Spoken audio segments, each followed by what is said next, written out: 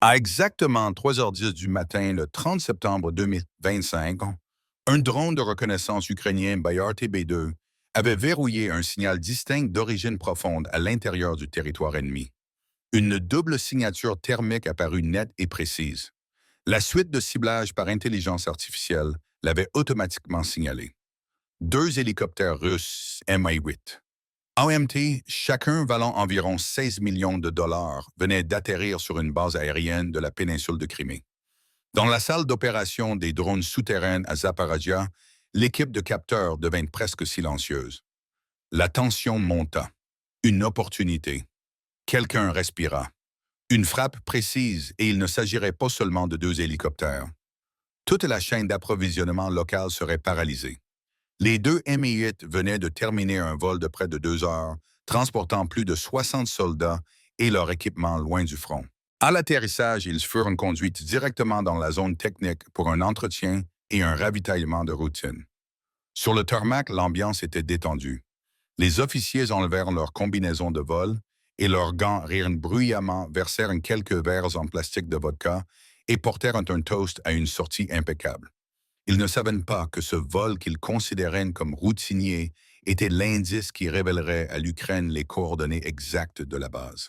Comme dans le jeu du cube de sucre et des fourmis, l'Ukraine avait besoin d'un cube de sucre pour attirer la fourmi chez elle, puis brûler tout le nid. À 3h20, quelques minutes après l'atterrissage des deux Mi-8, les écrans du centre de commandement de Gore à Zaporizhia commencèrent à clignoter. Des images satellites infrarouges commerciales avaient capturé la signature thermique sur le tarmac où les moteurs des avions brillaient encore. Un drone de reconnaissance Bayar TB2 patrouillant hors du couloir fut immédiatement redéployé. Il descendit à moins 650 pieds, frôla le terrain et s'infiltra dans le secteur aveugle que les systèmes Nabo et Podlet K1 ne pouvaient pas couvrir. Sa structure composite rendait son écho-radar semblable à celui d'un petit oiseau. Il était presque invisible sur les écrans ennemis. Ses capteurs électro-optiques et infrarouges suivirent la chaleur résiduelle des moteurs des Mi-8. La vidéo relayée au commandement des drones à Zaporizhia révéla la vérité. Ce n'était pas une simple aire de stationnement temporaire. Au moins deux Mi-8 étaient prêtes pour un redéploiement. Deux B-12 servaient à la reconnaissance maritime. Derrière eux se trouvait un groupe d'antennes Nabo capable de détecter des aéronefs à faible observabilité et de suivre des centaines de cibles simultanément. Des renseignements humains rapportèrent des centaines de tonnes de carburant et de munitions dans les hangars et les zones de stockage suffisamment pour maintenir des opérations aériennes, continuer prolonger la pression sur les défenses ukrainiennes et maintenir les lignes d'approvisionnement ouvertes. Si la base était neutralisée, l'ennemi perdrait un nœud critique. Une zone aveugle stratégique s'ouvrirait. La capacité d'alerte précoce serait dégradée. La chaîne logistique se fracturerait. L'efficacité de la défense aérienne diminuerait et des voies s'ouvriraient pour des frappes ukrainiennes ultérieures. L'unité spéciale Ghost agit immédiatement. Elle passa de la surveillance à un plan de frappe à 3 niveaux. Une formation de drones déployée secrètement depuis près de 2 heures reçut l'ordre de changer de cap et d'entrer dans le couloir final. À 3h25, la formation se trouvait à moins de 25 miles de la cible. En tête, deux drones leurres UG-22 volaient à 945 pieds avec une vitesse de croisière d'environ 120 mph. Ils étaient non armés. Leur seul rôle était d'émettre de forts signaux et de brouiller les bandes de 2,4 GHz et 5,8 GHz avec des coques en fibre de carbone et des structures plus grandes que la normale. Ils ne se cachaient pas des radars ennemis. Ils étaient conçus pour être les premières cibles. À exactement 656 pieds derrière eux, trois drones d'attaque Lieutenant 656 suivaient comme force principale. Ils volaient plus bas à environ 490 pieds, maintenant des vitesses de croisière de 112 à 124 mph. Chacun portait une ogive à charge creuse de 65 livres. La formation volait en flèche. Ils n'émettaient aucun signal. Toute la navigation reposait sur une suite de navigation interne totalement indépendante du GPS. L'objectif était la base aérienne militaire en Crimée. Les coordonnées avaient été confirmées moins de 5 minutes auparavant. Depuis le lancement, la formation n'avait envoyé aucun trafic de contrôle sur les bandes ouvertes. Chaque mouvement suivait le scénario de répétition à la seconde près. À 3h27, les deux leurs UJA-22 pénétrèrent la première zone de reconnaissance de la défense aérienne. Une station Podlet K1 à plus de 12,5 miles de l'aérodrome commença à détecter des contacts anormaux dans la couche d'altitude moyenne. Les indicateurs d'alerte se mirent à clignoter. Les opérateurs radars augmentèrent la fréquence de balayage. Le NEBO-U passait en mode actif. Des cônes à haute fréquence commencèrent à balayer un arc de plus en plus large. Les signatures des UG-22 se précisèrent. Sur l'écran de contrôle du Podlet K1, deux cibles inconnues apparurent à plusieurs reprises à une altitude de 900 à 1000 pieds à environ 11,5 miles de l'aérodrome se rapprochant rapidement. Code de réponse inconnu. L'évaluation initiale de la station d'alerte, un drone kamikaze de reconnaissance ou de loitering préparant une frappe. Le commandant local de la défense aérienne ordonna immédiatement la condition 1. Le NEBO-U tourna brusquement et passa en mode de balayage à haute fréquence. Une batterie Pensier S1 sur le périmètre et de l'aérodrome s'activa. 257 obus E6 furent lancés immédiatement. Il fallut 14 secondes pour intercepter. Deux éclairs illuminèrent le ciel. Des boules de feu éclatèrent. Les débris des drones touchèrent le sol à moins de 1650 pieds de la clôture de l'aérodrome. Un officier de service dans la cabine de commandement rapporta que tout était neutralisé. Les défenses aériennes passèrent à un niveau d'alerte temporaire. Le Podlet revint en mode de patrouille de routine. Le NEBO-U continua de balayer mais réduisit la fréquence de balayage sur l'axe sud-est. Aucun d'eux ne savait que la véritable phase de l'opération venait tout juste de commencer. À 3h30 et 42 secondes, alors que le NEBO-U orientait son faisceau vers le nord-ouest, les trois Lutène 186 s'enfoncèrent plus profondément vers la base. L'appareil de tête effectua une légère déviation de 10 degrés par rapport à l'axe initial. Les deux éléments d'aile maintinrent la formation et réduisirent leur altitude sous 330 pieds, frôlant la cime des arbres sur le bord sud de la base. Les trois drones glissèrent dans l'intervalle qui s'était ouvert entre les balayages radars, tandis que les unités de défense aérienne se recalibraient après la première salve. La manœuvre avait été précalculée pour passer par les zones nulles intersectées de deux arcs de balayage. Une fenêtre extrêmement étroite créée par des lobes latéraux fragmentés juste assez larges pour permettre le transit et la sortie avant que les radars russes ne puissent se reverrouiller. C'est lors de l'évasion radar. Cela a permis aux drones ukrainiens d'atteindre Moscou-Kazan et jusqu'à Astrakhan sur la côte caspienne. Alors que les équipages du Pensier S1 se recalibraient, après les premiers tirs, la pointe du poignard avait déjà percé la couche défensive extérieure. La distance à la base tomba sous les 10 miles. À la vitesse de croisière actuelle, la formation atteindrait la cible en moins de 5 minutes. À partir de ce point, chaque commande de vol exploitait le timing de rotation du faisceau et le décalage de réaction du Pensier S1 après l'engagement des leurs. 2 minutes plus tard, les trois drones entrèrent ensemble dans le couloir d'attaque. Le coordinateur de portée confirma. Les unités Lutan étaient entrées dans le couloir d'attaque, verrouillant le cluster MI8 de la base de Crimée, les B-12 et le NEBO-U. Les écrans infrarouges du centre de contrôle montraient clairement la situation. Deux MI8 stationnés à découvert, deux B-12 au bord du hangar, le cluster radar démasqué. L'aérodrome n'avait pas encore saisi la véritable menace. Elle était à leurs pieds, rasant le sol et verrouillant trois nœuds létaux. À 3h03 et 45 secondes, le NEBO-U enregistra un faible retour à très basse altitude. Une bande thermique diffuse apparut au bord de l'écran. Le coordinateur de secteur signala un contact à basse altitude en accélération. Le niveau d'alerte 2 fut déclenché trop tard.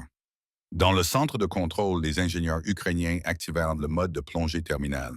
Les plongées automatiques terminales furent verrouillées sur les points de visée prédésignés. Les trois Lutènes accélérèrent pour leur sprint final, atteignant 145 à 145 mph avec un fuselage d'environ 5 pieds de long, une envergure de 7 pieds et une structure en composite de carbone pour réduire le poids et la section radar. Ces drones sont optimisés pour des frappes surprises où un seul coup peut déclencher une destruction en cascade. 30 secondes plus tard, le Lutène 1 entama une montée à 600 pieds. Cible le cluster MI8 sur le tarmac ouest toujours exposé. Le Lutène 2 se détacha de la formation, vira à 15 degrés à gauche et se verrouilla sur l'antenne NEBO-U. Les données thermiques montrèrent le réseau d'antennes de 45 pieds tournant lentement sans vecteur d'interception déclaré. Le Lieutenant 3 maintint son cap et se verrouilla sur les deux B-12 stationnés côte à côte sur le tarmac était près des camions de maintenance et de ravitaillement. Derrière ces nœuds cibles se trouvait un dépôt de carburant expéditionnaire avec plus de 100 000 livres de carburant d'aviation et des caches de munitions dispersées pour des opérations décentralisées. Compte à rebours.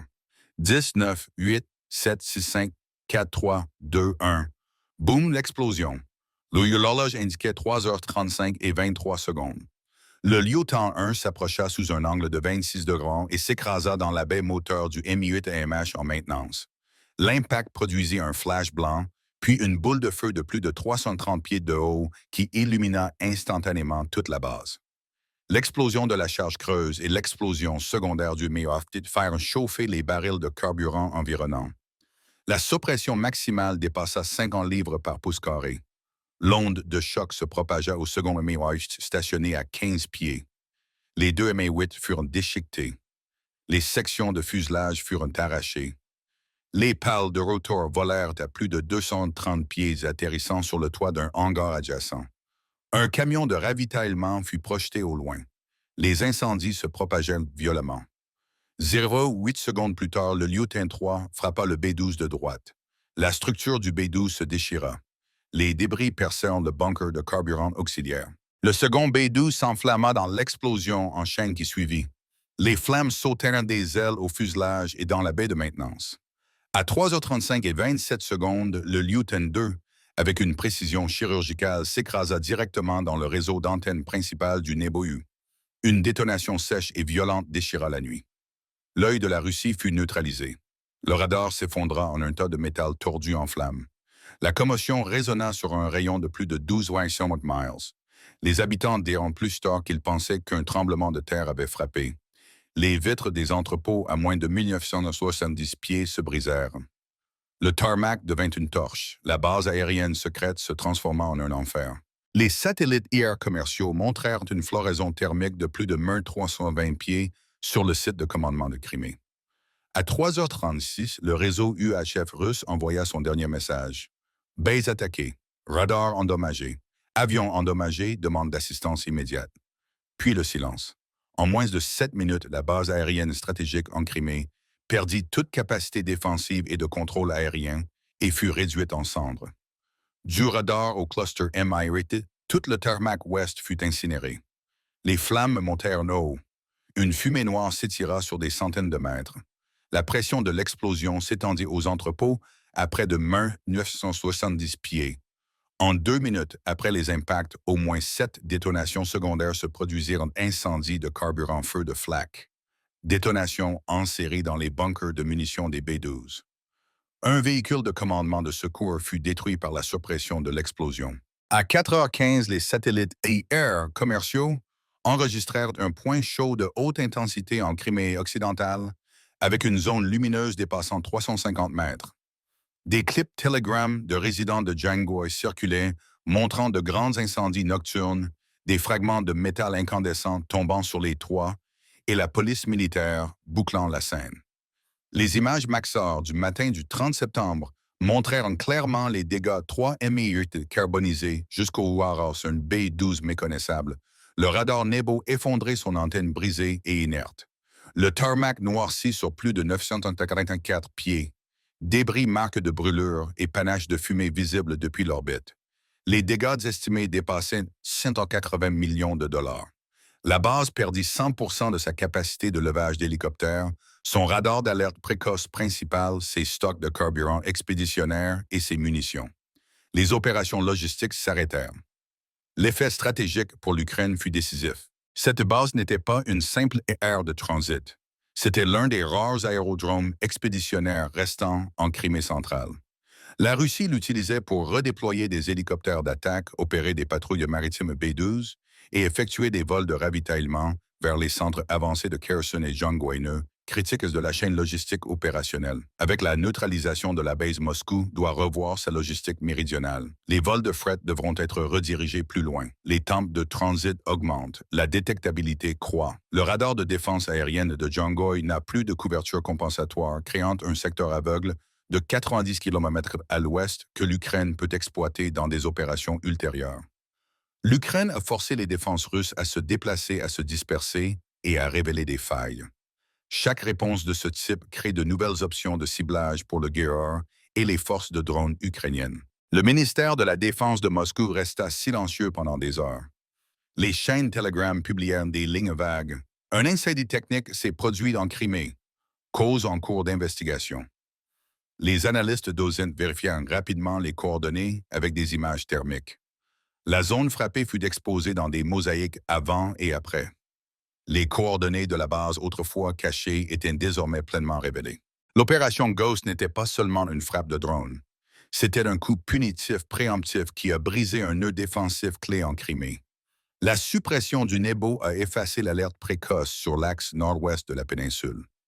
Le cluster de levage MI8, utilisé pour les redéploiements de troupes et les assauts rapides, fut éliminé. La capacité de reconnaissance maritime des B-12 fut dégradée. Les caches de carburant et de munitions furent détruites, clouant au sol les activités aériennes de Jongoi pendant 48 heures. Immédiatement après la frappe, la Russie fut forcée de boucler le périmètre de la base, de déployer des actifs de défense aérienne, Podlet K1 supplémentaires, et de suspendre toutes les opérations de vol à basse altitude dans la zone. Avec 3 drones volant à basse altitude, l'Ukraine a transformé une base invulnérable en décombre. Le message était clair: dans la guerre moderne, le timing et la tactique peuvent surpasser un équipement coûteux.